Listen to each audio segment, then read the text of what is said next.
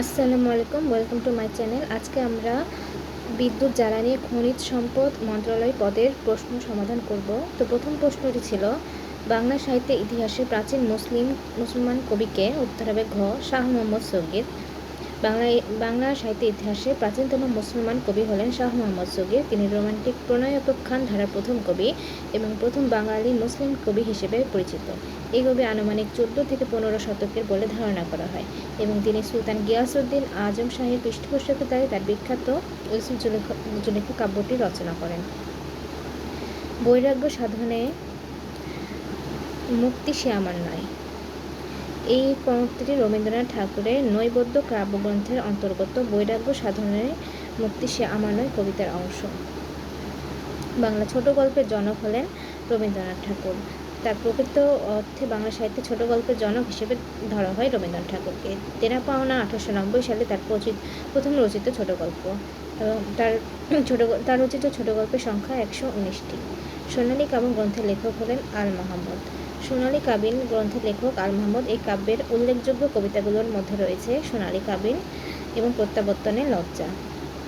5 নম্বর প্রশ্ন, কবি কাজী নজরুল ইসলামের লেখা বিদ্রোহী কবিতা শতবর্ষ পালিত হয়েছে কত সালে? উত্তর হবে গ, 2022 সালে।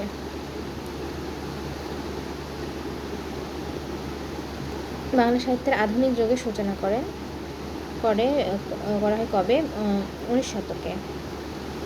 শুদ্ধ বানান, এটির উত্তর হবে ঘ, কারণ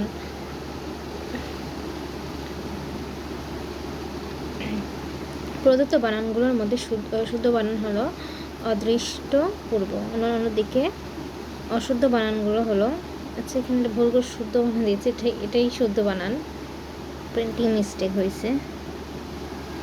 তার পুরস্কারে দন্তস্ব হয় আর পরিষ্কারে মূর্ধন্যস্ব হয়। কোনটি বাংলা ভাষার মৌলিক উপাদান নয়? উত্তর হবে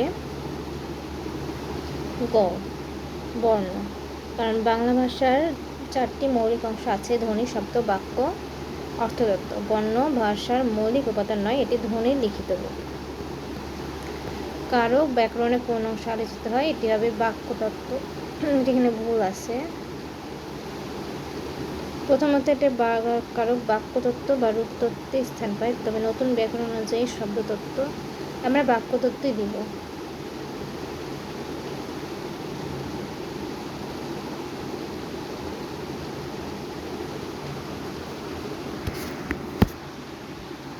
আবশ্যকীয় ব্যয়ে কার্পণ্যতা অনুচিত, এই বাক্যে কোন ধরনের অপপ্রয়োগ ঘটেছে? উত্তর হবে প্রত্যয়ের বাহুল্য ব্যবহার। দেশে বিদেশে এটি ভ্রমণ কাহিনী। এটির জনক হলেন সৈয়দ মুজতবা আলী। অভিমানী শব্দের বিপরীত শব্দ গ, নিরভিমানী। আর বিরাগী শব্দের বিপরীত শব্দ অনুরাগী। দেখার ইচ্ছাকে এক কথায় বলা হয় দিদৃক্ষা।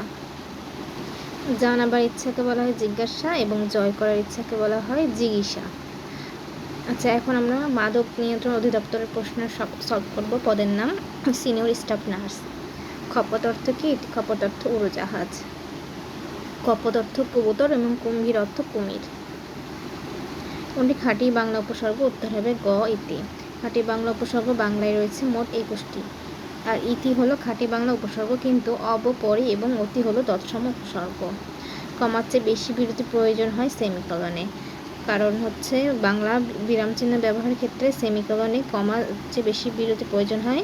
কমার বিরতিকাল হলো 1 বলতে যে সময় লাগে, এবং সেমিকলনের বিরতিকাল হলো তার দ্বিগুণ সময়।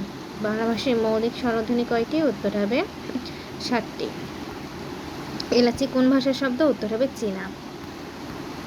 6 নম্বর প্রশ্ন, 60 বছর পূর্ণ হওয়া উৎসবকে এক কথায় কি বলা হয়? উত্তর হবে হীরক জয়ন্তী। 7 নম্বর প্রশ্ন, বর্ধিষ্ণু প্রকৃতি প্রত্যয় কোনটি? উত্তর হবে ঘ, বর্ধ যোগ ইষ্ণু।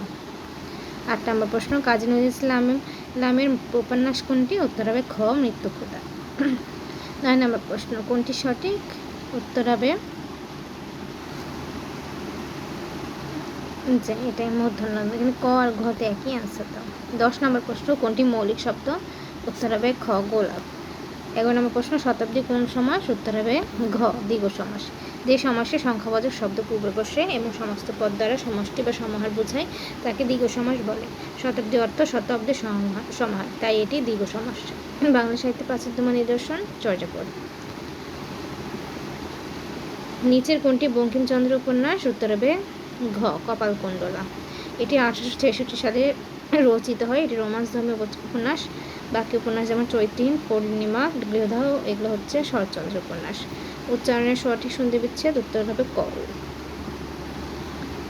বাংলা সাহিত্যের গদ্যজনক ঈশ্বরচন্দ্র বিদ্যাসাগর। নিচে কোনটি পার্শ্বিক ধ্বনি? উত্তর হবে ঘ।